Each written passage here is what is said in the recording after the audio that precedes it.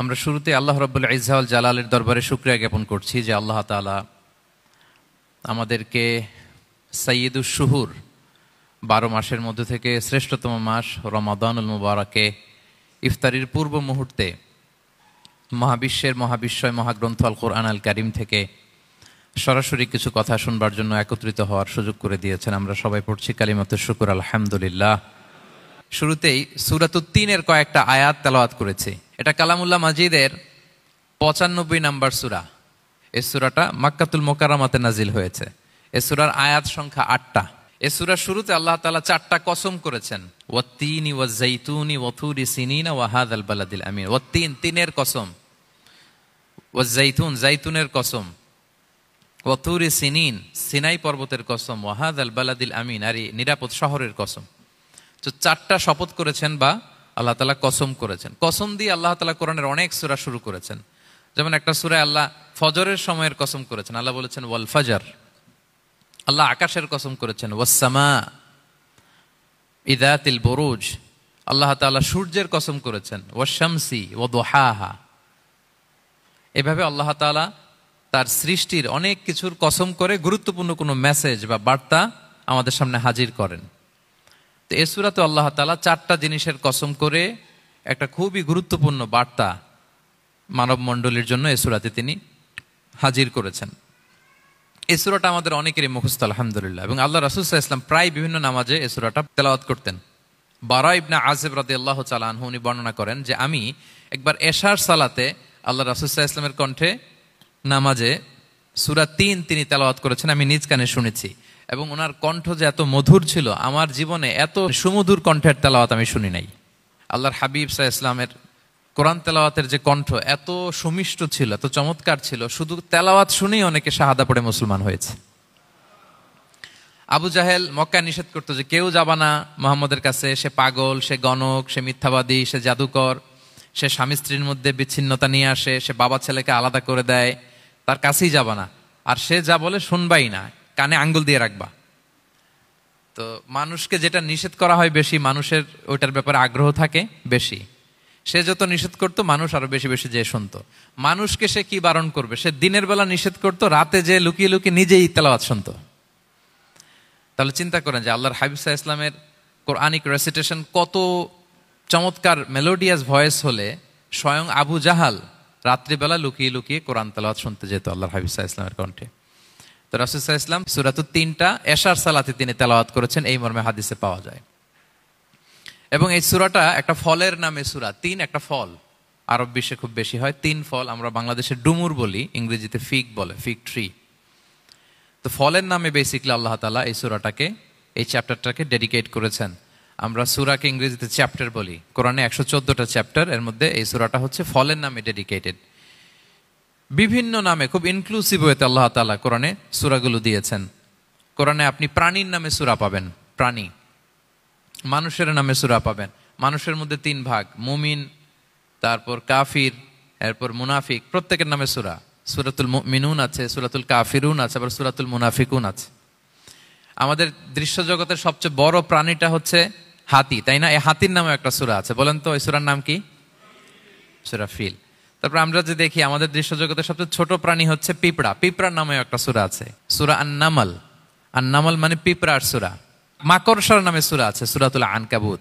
তারপর গোষ্ঠীর নামে সূরা আছে, সূরাতুল আলে ইমরান। বংশের নামে সূরা আছে, সূরাতুল কুরাইশ, কুরাইশ বংশের নামে সূরা। এইভাবে খুব ইনক্লুসিভ ওয়েতে, এমন কিছু নাই যে আল্লাহ তাআলা উল্লেখ করেন নাই। মা ফাররাতনা ফিল কিতাবি মিন শাই, উল্লেখ করে নাই কোরআনে এমন কিছু নাই, সবকিছু আল্লাহ তাআলা উল্লেখ করেছেন। তো এই সূরাটা হচ্ছে একটা ফলের নামে। ফলটার নাম হচ্ছে 3 ফল। আল্লাহ তাআলা বলছেন ওয়াত-তিন, তিনের শপথ। আমি একবার সরল বঙ্গানুবাদ করি, এরপর আমি তাফসিরে ঢুকি।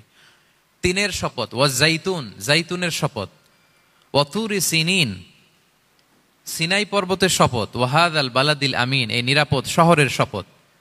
লাকাদ খালাকনাল ইনসানা ফি আহসানি তাকওয়িম, নিশ্চয় আমি মানুষকে খুব চমৎকার সুন্দর অবয়বে সৃষ্টি করেছি। সুম্মা রাদাদনাহু আসফালা সাফিলিন, এরপরে তাকে আবার নিচু থেকে নিচুর দিকে নামিয়ে দিয়েছি। ইল্লাল্লাযীনা আমানু ওয়া আমিলুস সলিহাত, তবে তারা ছাড়া যারা ঈমান এনেছে এবং সৎকর্ম করেছে। ফালাহুম আজরুন গায়রু মামনুন, তাদের জন্য আছে অফুরন্ত পুরস্কার।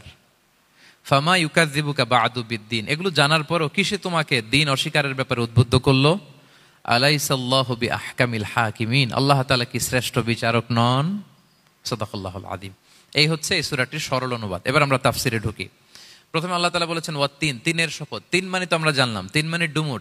আল্লাহর হাবিব সাল্লাল্লাহু আলাইহি ওয়াসাল্লাম তিনি তিন ফল পছন্দ করতেন এবং এটা ডায়াবেটিক্সের জন্য ভালো, ডায়াবেটিক্স নিয়ন্ত্রণ করে। আমাদের বোনদের যাদের ইররেগুলার মেনস্ট্রুয়েশনাল পিরিয়ড হয় এটার জন্য এটা খুব ভালো এবং খুব স্ট্রেংথ স্টেমিনা আনে শরীরে। এটা জান্নাতের একটা গাছ।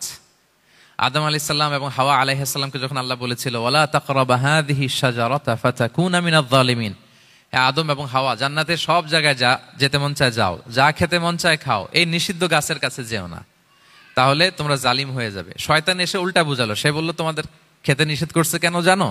আল্লাহ চায় না যে তোমরা জান্নাতে থাকো, আল্লাহ চায় এখান থেকে তোমাদের বের করে দিবে, কিন্তু তোমরা যদি এই গাছের ফল খাও আল্লাহ আর বের করতে পারবে না। দেখছেন শয়তানের অবস্থা? শয়তান কিন্তু নেগেটিভিটি নিয়ে সামনে আসে না, আসে খুব আপনার ওয়েল উইশার হিসেবে, উপদেশ নিয়ে খুব ভালো একটা পজিটিভ ওয়েতে আসে। তো ওনারা খেয়ে ফেললেন এই নিষিদ্ধ গাছের ফল। খাওয়ার ফলে আদম আলাইহিস সালাম, হাওয়া আলাইহিস সালাম, ওনাদের গা থেকে জান্নাতের পোশাকগুলো ঝরে পড়ে গেল। এখন কি দিয়ে ওনারা ওনাদের প্রাইভেটকে ঢাকবেন? তখন ওনারা তাফসির ফি জিলালিল কোরআনে এসেছে যে ওনারা এই তিন গাছের পাতা নিয়ে নিজেদের প্রাইভেট ঢেকেছিলেন। সুবহানাল্লাহ। সেই তিন ফলের কসম আল্লাহ করলেন, ওয়াত-তিন, তিনের শপথ। এরপর আল্লাহ তাআলা বললেন ওয়াজ-জাইতুন, জাইতুনের শপথ। জাইতুন মানে হচ্ছে জলপাই। তো আল্লাহ তাআলা বললেন ওয়াজ-জাইতুন, জাইতুনের শপথ। জাইতুন মানে হচ্ছে জলপাই, ইংরেজিতে আমরা যেটাকে অলিভস বলি। তো আল্লাহ তিনের কসম করলেন এবং অলিভের কসম করলেন। দুইটাই খুব উপকারী ফল এবং আল্লাহর হাবিব সাল্লাল্লাহু আলাইহি ওয়াসাল্লাম তিনি জলপাইও খুব পছন্দ করতেন। ওনার রেগুলার ফুড আইটেমের মধ্যে জলপাই ছিল, অলিভস ছিল।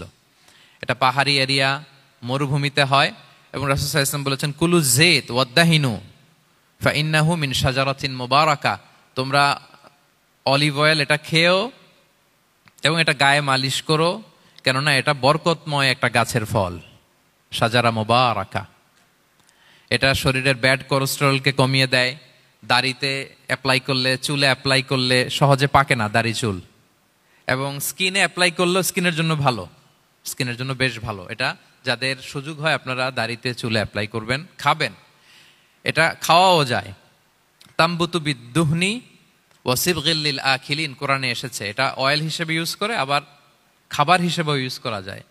সালাদ ড্রেসিং এর ক্ষেত্রে কিন্তু অলিভ অয়েল আমরা ইউজ করি। ইদানিং পিজাতে খুব ইউজ করা হয় অলিভ, জলপাইটা।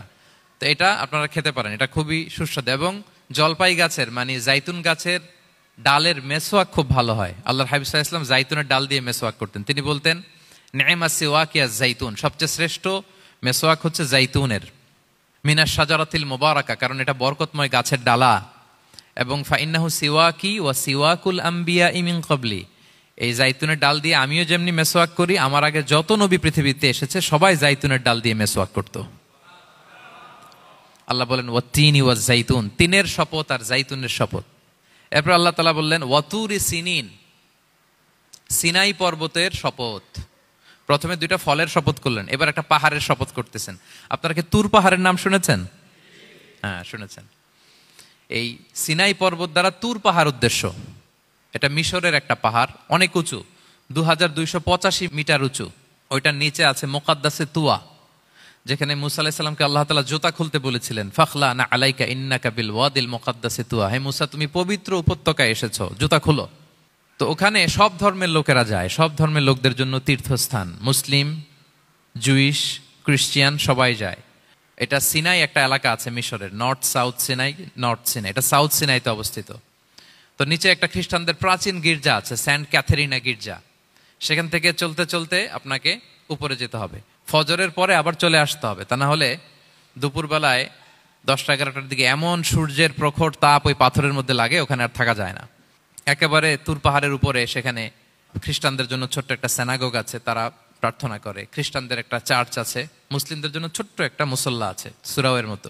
আল্লাহ ওই সিনাই উপত্যকার কসম করেছেন, ওয়াতুরি সিনিন, সিনাই উপত্যকার কসম। এখানেই আল্লাহ তাআলা মুসা আলাইহিস সালামকে তাওরাত দিয়েছিলেন, মেজর একটা আসমানি কিতাব দিয়েছিলেন, এবং সরাসরি মুসা আলাইহিস সালাম এই পাহাড়ের চূড়ায় বসে আল্লাহ তাআলার সাথে কথা বলতেন। ওয়া কাল্লামাল্লাহু মুসা তাকলিমা, উনি সরাসরি কথা বলতেন, এটা ওনার একটা স্পেশাল বৈশিষ্ট্য ছিল, ক্যারেক্টারিস্টিক্স। এবং আল্লাহ তাআলা নূরের তাজাল্লি দিয়ে এই পাহাড়কে একবার জ্বালিয়ে দিয়েছিলেন। আজও এই পাহাড়ের রংটা অনেকটা একটু লালচে, একটু কালোচে, একটু রেডিশ কালারের। এবং মুসা আলাইহিস সালাম এই নূরের তাজাল্লির ঝলকে তিনি বেহুশ হয়ে গিয়েছিলেন এই পাহাড়ের উপরে। ইয়াজুজ মাহুজ যখন কিয়ামতের আগে আগমন করবে, তখন মুসলমানদের সেন্টার হবে। ঈসা আলাইহিস সালাম মুসলমানদেরকে নিয়ে ওইখানে অবস্থান করবেন, এই তুর পাহাড়ের ওখানে। এবং আল্লাহর হাবিব সাল্লাল্লাহু আলাইহি ওয়াসাল্লামের মেরাজের রাতে ইসরার সময় একটা স্টেশন ছিল এই তুর পাহাড়। জিবরাইল আলাইহিস সালাম এই তুর পাহাড়ে আল্লাহর হাবিব সাল্লাল্লাহু আলাইহি ওয়াসাল্লামকে নামিয়ে বলেছিলেন যে এটা জাবাল মুসা, আপনার ভাই মুসার পাহাড়, আপনি এখানে 2 রাকাত নামাজ পড়েন, দোয়া করেন। আল্লাহর হাবিব সাল্লাল্লাহু আলাইহি ওয়াসাল্লাম এই তুর পাহাড়ে 2 রাকাত সালাত আদায় করেছিলেন এবং দোয়া করেছিলেন। আল্লাহ এই তুর পাহাড়ের কসম কাটলেন, ওয়াতুরি সিনিন, সিনাই পর্বতের কসম, যেখানে তাওরাত কিতাব নাজিল হয়েছিল।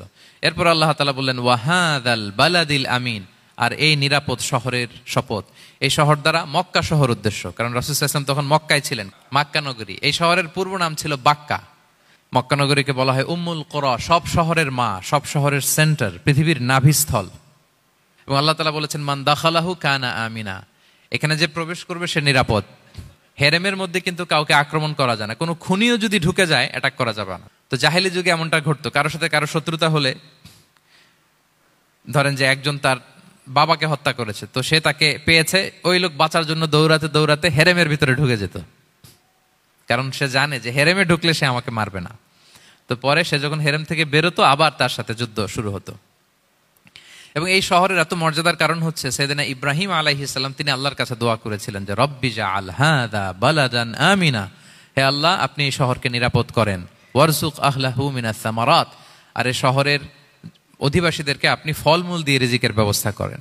এখনো দেখবেন যে সারা পৃথিবীতে যেই ফল নাই, মক্কাতে ওই ফল আছে। সারা পৃথিবী থেকে ফল ওখানে যায়, এবং মক্কার নেইবরিং সিটি তায়েফ, সেখানে অনেক ফল উৎপাদিত হয়, এখানে আসে। নিরাপদ শহর বালাদান আমিনা। এবং আল্লাহর হাবিব সাল্লাল্লাহু আলাইহি ওয়াসাল্লাম বলেছেন যে এই মক্কা শহর আমার সবচাইতে প্রিয় শহর। বাধ্য হয়ে তিনি যখন হিজরত করলেন মদিনায়, সেদিন বারবার তিনি মক্কার দিকে পেছনে ফিরে ফিরে তাকান, আর কেঁদে কেঁদে তিনি বলতেছিলেন যে মাক্কাতু আহাব্বুল বিলাদ ইলাইয়া, মক্কা আমার কাছে সবচেয়ে প্রিয় নগরী। লাউলা উখরিজতু লামা খারাজতু, আমাকে যদি জোর করে বের করে দেয়া না হতো, আমি কোনোদিন মক্কা ছেড়ে অন্য কোথাও যেতাম না। আল্লাহর হাবিব সাল্লাল্লাহু আলাইহি ওয়াসাল্লামের সবচেয়ে প্রিয় শহর ছিল মক্কা, এবং এটা আল্লাহর হাবিব সাল্লাল্লাহু আলাইহি ওয়াসাল্লামের জন্মস্থান, মাকান মাউলিদির রাসূল। রাসূল সাল্লাল্লাহু আলাইহি ওয়াসাল্লামের বিলাদাত হয়েছে এই শহরে।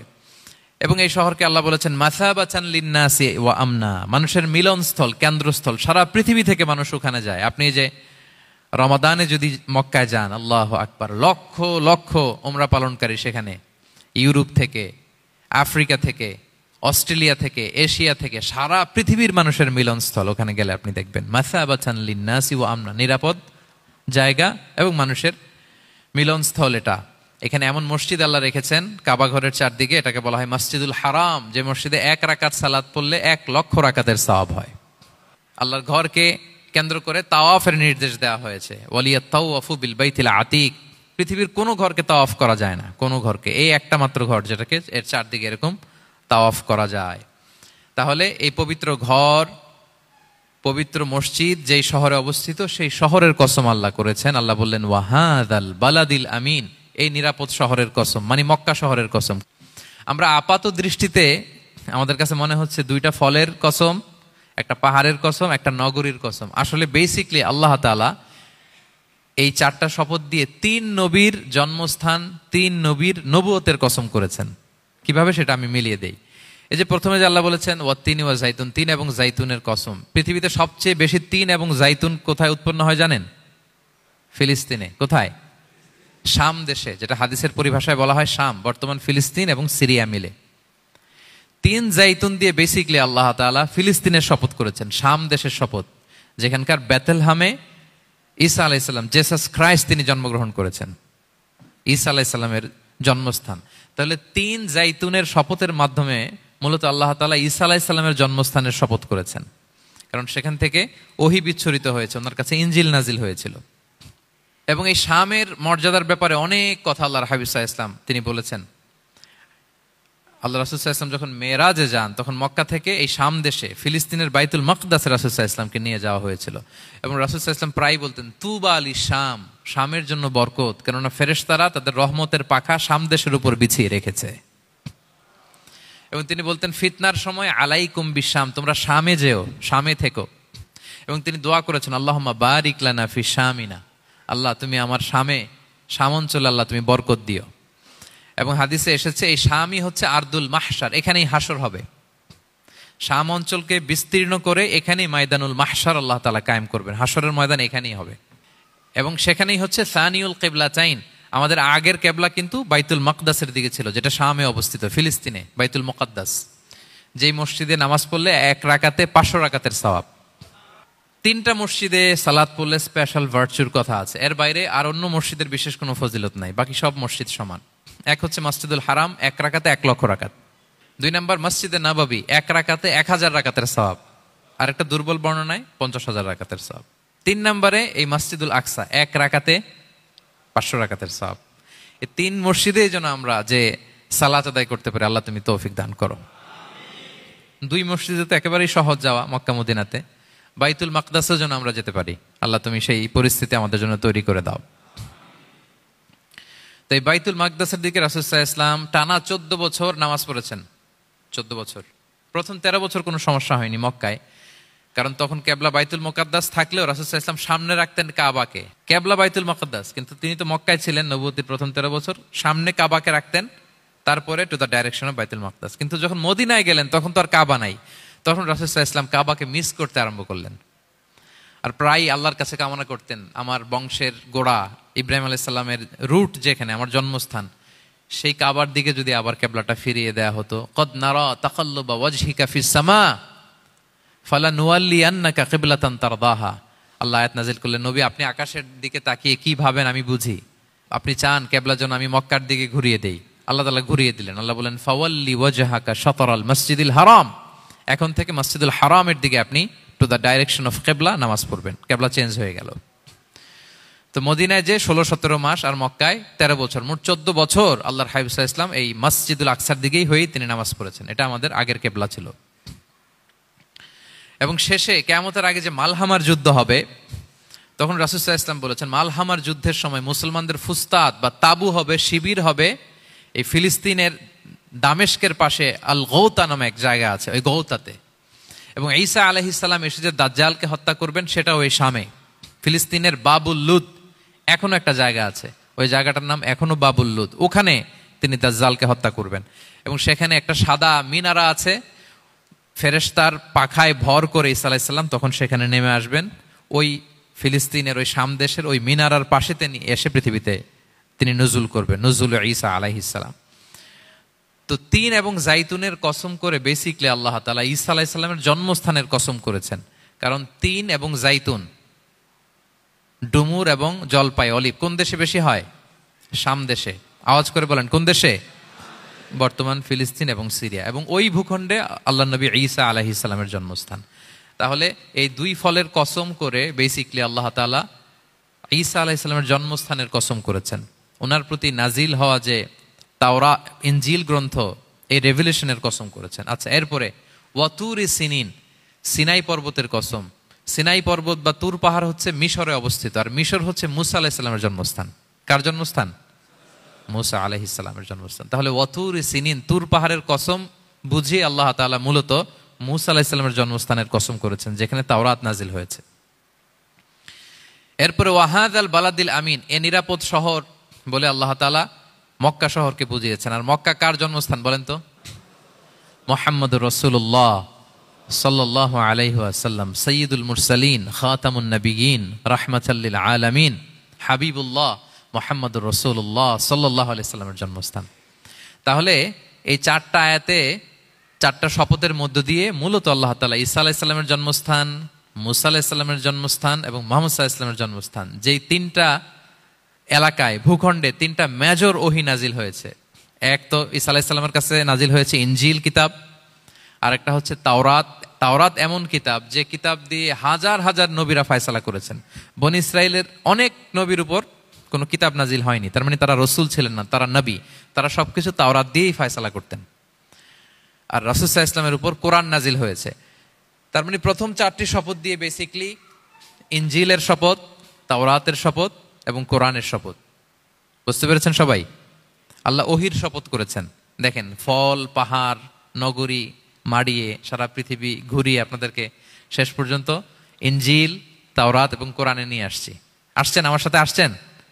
হ্যাঁ, এই রেভেলেশনের শপথ আল্লাহ করেছেন। তাহলে ওয়াত্তিনি ওয়াজ্জাইতুনি ওয়াতুরি সিনিনা ওয়া হাযাল বালাদিল আমিন, এই 4 আয়াতে 4টা শপথের মধ্য দিয়ে মূলত আল্লাহ তাআলা আসমান থেকে নাজিল হওয়া যে ওহী, এই ওহীর শপথ অথবা ওহী যেই ভূখণ্ডে নাজিল হয়েছে সেই ভূখণ্ডগুলোর শপথ করে আল্লাহ একটা গুরুত্বপূর্ণ কথা বলবেন। সেটা কি? আল্লাহ তাআলা বললেন, লাকাদ খালাকনাল ইনসানা ফি আহসানি তাকওয়িম, আর আমি মানুষকে অত্যন্ত চমৎকার অবয়বে সৃষ্টি করেছি, চমৎকার গঠনে, চমৎকার স্ট্রাকচারে, ডিজাইনে সৃষ্টি করেছি।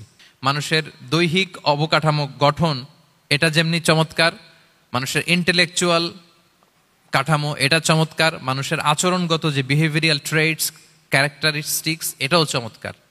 প্রত্যেক দিক থেকে আল্লাহ তাআলা নান্দনিকভাবে মানুষকে তিনি তৈরি করেছেন। আমরা যদি দেহের কথা বলি, হিউম্যান অ্যানাটমি নিয়ে যাদের ধারণা আছে, আপনি শুনলে অবাক হবেন, এত জটিলভাবে আমাদের দেহটা ফাংশন করে। ঠিক যেই মুহূর্তে আমি কথা বলতেছি আমার ব্রেইন সচল, আমার নার্ভ সিস্টেম সচল, হেয়ারিং সিস্টেম, স্মেলিং সিস্টেম, আমার এই যে হার্ট সচল, সিস্টোলিক ডায়াস্টোলিক অলিন্দ নিলয় হচ্ছে, আমার লাং কাজ করতেছে, কিডনি ইজ ওয়ার্কিং পারফেক্টলি, সব কিছু কাজ করতেছে। এত সূক্ষ্মভাবে আমাদের দেহটা কাজ করে, এটাকে ইংরেজিতে বলে মরফোলজি, আকৃতি সংক্রান্ত যে বিদ্যা। এটা নিয়ে যদি আপনি দেখেন যে মানুষের হাত কিভাবে কাজ করে, মানুষের পা কিভাবে কাজ করে, মানুষের হিউম্যান ব্রেইন কিভাবে কাজ করে, আপনি অবাক হবেন। এবং আল্লাহর যে সেট আপ, লাকাদ খালাকনাল ইনসানা ফি আহসানি তাকওয়িম, নিশ্চয় আমি মানব জাতিকে চমৎকার অবয়বে তৈরি করেছি। আপনি যদি অবয়বটা দেখেন, আমাদের স্ট্রাকচার এর চেয়ে সুন্দর করে আর তৈরি করা যেত না, এর চেয়ে সুন্দর আর হতে পারে না। যেখানে যা দেয়ার, মাথার চুল থেকে পায়ের নখ পর্যন্ত, আপনি একটা ডিজাইনে, স্ট্রাকচারে, সেট আপে আপনি ভুল ধরতে পারবেন না। যেখানে যেটা দরকার, আপনি একটু খেয়াল করে দেখেন যে এই যে আমাদের চোখ, চিকিৎসা বিজ্ঞান বলতেছে যে মানুষ 10 মিলিয়নেরও বেশি রং শনাক্ত করতে পারে। Human eyes can identify more than 10 million colours. 10 মিলিয়নেরও বেশি রং আমরা আমাদের চোখ দিয়ে শনাক্ত করতে পারি। সুবহানাল্লাহ, সুবহানাল্লাহ বিহামদি। আচ্ছা, চোখের সেট আপটা একটু যদি খেয়াল করেন, দেখেন আমার এই চোখ এখানে না থাকে, এটা যদি জাস্ট 2 ইঞ্চি উপরে এখানে হইতো, এইটা যদি কপালে যদি আমাদের চোখ হইতো, কি অবস্থা হইতো বলেন তো? সিজদা দিতে পারতেন আল্লাহকে? বলেন, দিতে পারতেন? আচ্ছা, আমরা কিছু খাওয়ার সময় আমরা কি করি? ওইটা ভালো আছে কিনা, পচে গেল কিনা, স্মেলটা আগে দেখি, তারপরে খাই। দেখেন কত চমৎকার সেট আপ। একটু খেয়াল করেন, এই নাকের সেট আপ যদি এইখানে না থাকে, আমাদের নাক যদি পেছনে থাকতো, খাওয়ার সময় খাবারটা বাসি কিনা, ভালো আছে কিনা কি করতেন? লাকাদ খালাকনাল ইনসানা ফি আহসানি তাকওয়িম। আচ্ছা দেখেন, এই যে আমরা কান দিয়ে শুনি, এই যে কান পেঁচানো, মনে করেন না যে এমনি এমনি পেঁচানো, এই পেঁচানো, এটাই পথ না থাকলে আমরা শুনতেই পেতাম না। এটা এমনভাবে সেট আপ করা, এটাই ইথারে ভাষা তরঙ্গকে এয়ার ড্রামের ভেতরে সুন্দরভাবে ইনপুট করে, নাহলে আমরা শুনতে পেতাম না। আপনার এই কান কেটে ফেলে দিলে আপনি শুনতে পারবেন না। এটা এইভাবেই যেতে হবে, সুরঙ্গটা এইভাবে তৈরি হইতে হবে। আচ্ছা দেখেন, আপনার কান, এই কান যদি এইখানে না থেকে আপনার ডান বগলের নিচে হইতো, বাম কান যদি বাম বগলের নিচে হইতো, তাহলে কি হইতো বলেন? আজকে আমার ওয়াজ কিভাবে শুনতেন বলেন দেখি? কিভাবে শুনতেন? বুদ্ধি আছে বলে যে হুজুর এইভাবে শুনতাম। সুবহানাল্লাহ, সুবহানাল্লাহ। লাকাদ খালাকনাল ইনসানা ফি আহসানি তাকওয়িম, আমি মানুষকে সবচেয়ে সুন্দর সর্বোত্তম গঠনে তৈরি করেছি। দেখেন, কান দুটো ওইখানে থাকলে কথা শুনতে হইলে হাত উঁচু করে রাখা লাগতো। আল্লাহ, আপনি একটা একটা অঙ্গ দেখেন, ঠিক যেখানে যেটা যেভাবে সেট করা দরকার, আল্লাহ তাআলা দয়া করে অনুগ্রহ করে ঠিক সেভাবে তিনি সেট করেছেন। আমাদের চেহারার মধ্যে দেখেন এক একজনের এক এক রং। ওয়াখতিলাফু আলসিনাতিকুম ওয়া আলওয়ানিকুম ইন্না ফি যালিকা লাআয়াতুন লিল আলিমিন। আল্লাহ বলেন, তোমাদের ভাষার ভিন্নতা দিয়েছি, তোমাদের গায়ের রঙের ভিন্নতা, একজনের চেহারার সাথে আরেকজনের মিল নাই, একজনের ফিঙ্গারপ্রিন্টের সাথে। আয়াহসাবুল ইনসানু আল্লান নাজমাআ ইযামা বালা কাদিরিনা আলা আন নুসাউইয়া বানানা। মানুষ ভেবেছে সে মারা গেলে তাকে আমি তার অস্থি, মজ্জা, হাড়, গোশত, চামড়া জোড়া লাগাতে পারবো না। আরে, তার আঙ্গুলির অগ্রভাগ পর্যন্ত আমি সুবিন্যস্ত করে আমার কাছে রেখে দিয়েছি, ফিঙ্গারপ্রিন্ট। আমাদের ফিঙ্গারপ্রিন্টগুলো আল্লাহর কাছে সংরক্ষিত, একজনের ফিঙ্গারপ্রিন্টের সাথে আরেকজনেরটা মিলে না। এই যে আমার 10 আঙ্গুলে 10টা ফিঙ্গারপ্রিন্ট, পায়েরগুলো হচ্ছে ফুটপ্রিন্ট, একটার সাথে আরেকটা মিলে। আমার এটার সাথে এটা মিলবে বলেন? আমার সাথে আপনারটা মিলবে?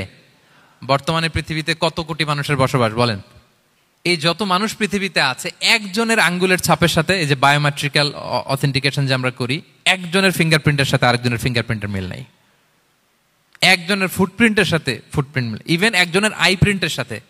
আমাকে একজন ওনার হসপিটালে নিয়ে গেল ঢাকায়, তো উনি ওনার দরজা খুলতেছে আই প্রিন্ট দিয়ে, মানে উনি না গেলে খুলে না, উনি আর ওনার খুব কাছের স্টাফ, এটা গুরুত্বপূর্ণ একটা অফিস, তো উনি চোখ দিল, আই প্রিন্ট নিল, এরপরে দরজা খুলে যাচ্ছে। দেখেন, একজনের আই প্রিন্টের সাথে আরেকটা আই প্রিন্ট মেলে না। সুবহানাল্লাহ। প্রিয় ভাইরা, একজনের ফিঙ্গারপ্রিন্টের সাথে আরেকজনের ফিঙ্গারপ্রিন্টের কোনো মিল আছে পৃথিবীতে? ফুটপ্রিন্টের সাথে, আই প্রিন্টের সাথে?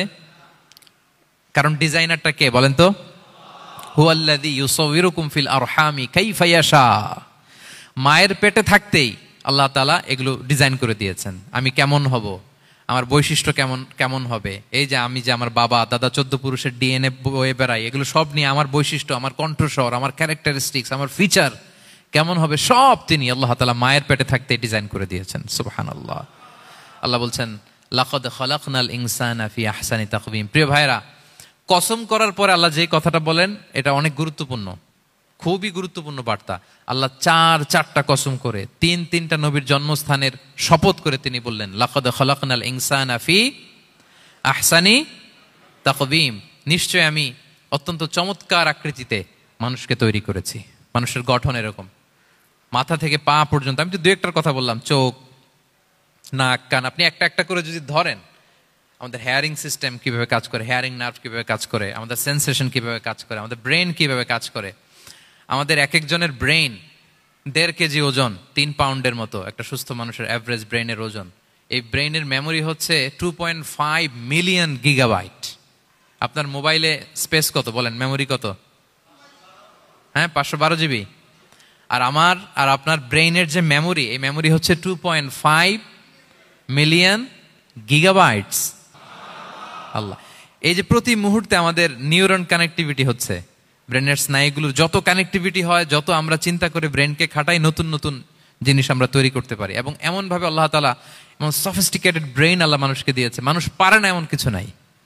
মানুষ যা কল্পনা করতে পারে মানুষ তা করে দেখাতে পারে। এজন্য আমাদের কল্পনার জানালাটাকে বড় করতে হবে। আই রিপিট, মানুষ যা কল্পনা করতে পারে, ইমাজিন করতে পারে, সেটা মানুষ করে দেখাতে পারে। ওই ক্যাপাসিটি দিয়ে আল্লাহ তাআলা মানুষকে তৈরি করেছেন। সুবহানাল্লাহ, সুবহানাল্লাহ। লাকাদ খালাকনাল ইনসানা ফি আহসানি তাকওয়িম। এই ব্রেনকে খাটিয়ে মানুষের কত ইনভেনশন, কত ডিসকভারি, মানুষ সভ্যতার পর সভ্যতা বিনির্মাণ করেছে। চোখ ধাঁধানো মানুষের আবিষ্কার, তাক লাগিয়ে দিয়েছে গোটা বিশ্বে একটার পর একটা করে। আল্লাহ এমন ভাবে মানুষকে তিনি তৈরি করেছেন। লাকাদ খালাকনাল ইনসানা ফি আহসানি তাকওয়িম। চমৎকার অবয়বে, তার দৈহিক অবয়ব যেমনি সুন্দর, তার বুদ্ধিগত, তার চিন্তাগত, তার ইন্টেলেক্ট, এটাও তেমন সুন্দর, এটাও তেমন চমৎকার। পৃথিবীর কোনো প্রাণীকে আল্লাহ তাআলা এরকম হিউম্যান ব্রেনের মতো এরকম সফিস্টিকেটেড ব্রেন দিয়ে, ইন্টেলেক্ট দিয়ে তৈরি করেনি। এজন্য সব প্রাণী থেকে মানুষ আলাদা, সব প্রাণী থেকে মানুষের চিন্তা, বিবেক, বুদ্ধি এগুলো আলাদা। তাহলে দেখেন, মানুষের শ্রেষ্ঠত্ব মূলত এগুলোর দ্বারা। মানুষ যদি তার চিন্তা, বিবেক, বুদ্ধি খাটায়, সে শ্রেষ্ঠ হয়ে যায়। আমি একটা কথা প্রায় বলি যে মানুষ যদি ভালো হয় সে ফেরেশতার চেয়েও ভালো, আর মানুষ যদি খারাপ হয় সে পশুর চেয়েও নিকৃষ্ট। আল্লাহ বলেন উলাইকা কাল আনআমি বাল হুম আদাল লাহুম কুলুবুল লা ইয়াফকাহুনা বিহা ওয়া লাহুম আ'য়ুনুল লা ইউবসিরুনা বিহা ওয়া লাহুম আযানুল লা ইয়াসমাউনা বিহা উলাইকা কাল আনআমি বাল হুম আদাল। তাদের হৃদয় আছে, ওটা দিয়ে অনুধাবন করে না সত্যকে। চোখ আছে, ওটা দিয়ে সে সত্যটা দেখে না। কান আছে, হকের কথা শোনে না। উলাইকা কাল আনআম, আল্লাহ বলেন তারা প্রাণীর মতো, চতুষ্পদ জন্তুর ন্যায়। শুধু অতটুকুই না, বালহুম আদাল, তারা তার চেয়েও নিকৃষ্ট, তার চেয়েও নিকৃষ্ট। তাহলে মানুষ ভালো হলে সে ফেরেশতাকে ছাড়িয়ে যায়, আর মানুষ নিকৃষ্ট হলে সে পশুত্বকে হার মানায়। কথা বুঝতে পেরেছেন? মানে আমরা ভালো হলে সবচেয়ে ভালো, খারাপ হলে সবচেয়ে খারাপ। একটা পশু আর একটা পশুকে হত্যা করে কেটে 20 টুকরা করছে, এরকম কোন নিউজে আসছে কোনোদিন? কিন্তু আশরাফুল মাখলুকাত মানুষ তার মতো রক্তে মাংসে গড়া আরেকটা মানুষকে নির্মমভাবে হত্যা করে কেটে 20 টুকরা করে বস্তাবন্দি করে ডোবার মধ্যে ফেলে রাখছে, এরকম নিউজ আছে না বলেন? আছে। মানুষ তার মতো একটা মানুষকে নির্মমভাবে হত্যা করে। এরকমও তো আছে যে কেরোসিন দিয়ে তার মতো আরেকটা মানুষকে সে জ্বালিয়ে দিয়েছে, আছে না নাই বলেন? গ্রামের পর গ্রাম জ্বালিয়ে দেয়, জনপদের পর জনপদ ধ্বংস করে দেয়, বোমা মেরে শহর উড়িয়ে দেয়। লিটল বয় মেরেছিল আমেরিকান সোলজাররা জাপানের হিরোশিমা শহরের উপর। আমি হিরোশিমা তো গত বছর ভিজিট করে আসলাম, আমি নিজে দেখে এসেছি যে এখানে বোমটা মেরেছে। মুহূর্তের মধ্যে পুরো শহর ভ্যানিশ, এমন রেডিয়েশন। তো যেই আমেরিকান পাইলট বোমা মারতেছে সেও মানুষ, সেও কি? আর যাদেরকে ধ্বংসের জন্য এই লিটল বয় মারলো হিরোশিমাতে আর ফ্যাটম্যান মারলো নাগাসাকিতে, এরাও কি? তাহলে দেখেন, মানুষ তার মতো আরেকটা মানুষকে এরকম মেরে টুকরো টুকরো কুচি কুচি করতে সে দ্বিধাবোধ করে না। আল্লাহ, মানুষ গণহত্যা চালায়, জেনোসাইড। এই যে আমাদের বাংলাদেশে তো কিছুদিন আগে হলো গণহত্যা, হেলিকপ্টার থেকে গুলি করে বাচ্চা মেরে ফেলতেছে। কার বাচ্চা, কার কলিজার টুকরা সন্তান, ডোন্ট কেয়ার। জনগণের টাকায়, ট্যাক্সের টাকায় কেনা বুলেট, হেলিকপ্টার দিয়ে জনগণকে, ছাত্রদেরকে হত্যা করা হয়েছে। দেখেন, সেও মানুষ। যারা হত্যা করতেছে, গণহত্যা, জেনোসাইড চালিয়েছে, তারাও মানুষ। তাহলে মানুষ যদি খারাপ হয়, মানুষের চেয়ে খারাপ আর কেউ হয়? আর মানুষ ভালো হলে মানুষের চেয়ে ভালো কেউ হতে পারে? মানুষ এমন জায়গায় যেতে পারে যেখানে ফেরেশতারাও যেতে পারে না। জিবরাইল আলাইহিস সালামের যাওয়ার সীমানা যেখানে শেষ, মুহাম্মদ সাল্লাল্লাহু আলাইহি ওয়াসাল্লামের ঊর্ধ্ব জগতের কাহিনী সেখান থেকে শুরু। আল্লাহু আকবার। তাহলে মানুষ ভালো হলে ফেরেশতাকে ছাড়ায়, মানুষ খারাপ হলে পশুত্বকে হার মানায়। So the decision is yours. রাস্তা দুইটা, আপনি কোন দিকে যাবেন? আপনি কি ডান দিকে জান্নাতের পথে যাবেন নাকি বাঁ দিকে জাহান্নামের পথে যাবেন? সিদ্ধান্ত আপনার। আল্লাহ তাআলা বললেন, লাকাদ খালাকনাল ইনসানা ফি আহসানি তাকওয়িম। আমি মানুষকে চমৎকার আকৃতিতে তৈরি করেছি।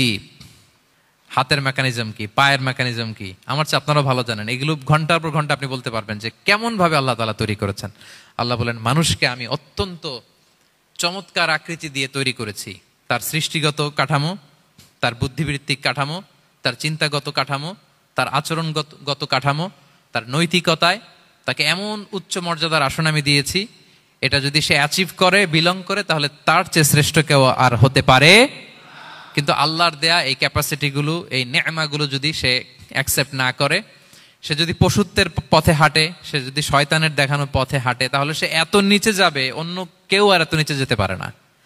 মানুষ যত নিচে যেতে পারে, ফেরেশতারাও অত নিচে যেতে পারবে না, জিন জাতিও পারবে না, কোনো প্রাণীর পক্ষে যাওয়া সম্ভব না।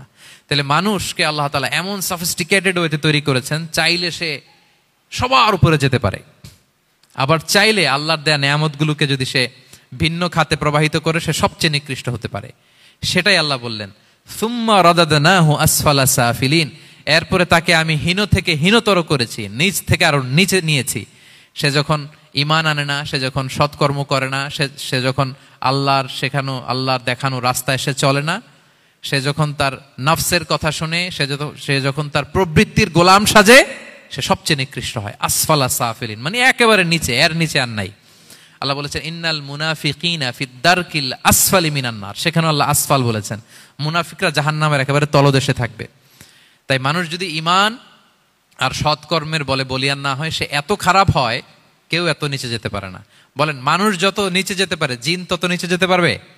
ফেরেশতারা পারবে না। আর মানুষ যত উপরে যেতে পারে, ফেরেশতারা এত উপরে যেতে পারবে না। সো দুইটারই সুযোগ আপনার আছে। সুম্মা রাদাদনাহু আসফালা সাফিলিনের দুইটা ব্যাখ্যা। কোন মুফাসসির বলেছেন, যৌবনের পর, যৌবনে থাকে শক্তিশালী, বার্ধক্যের সময় যখন সে নুয়ে যায়, ছোট হয়, সে একেবারে দুর্বল হয়ে যায়, সেটা বোঝানো হয়েছে।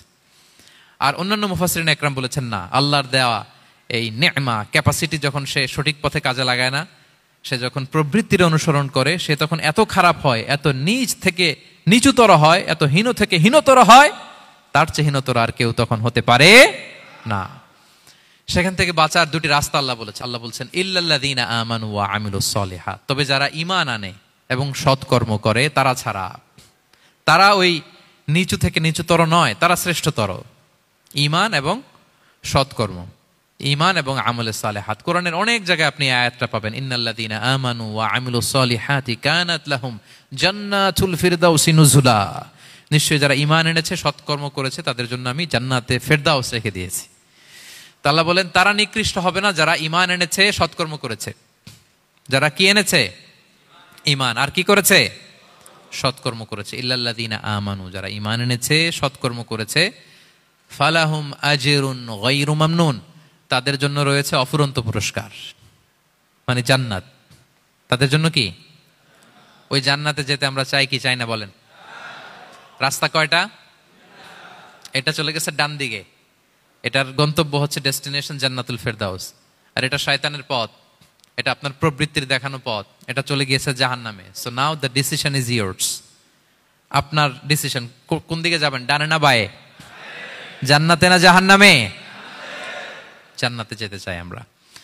ফালাহুম আজরুন গায়রু মামনুন, তাদের জন্য আছে অফুরন্ত নেয়ামত, অফুরন্ত পুরস্কার। আমরা যেন সেই পুরস্কার লাভে ধন্য হতে পারি, আমরা সবাই বলি আমিন।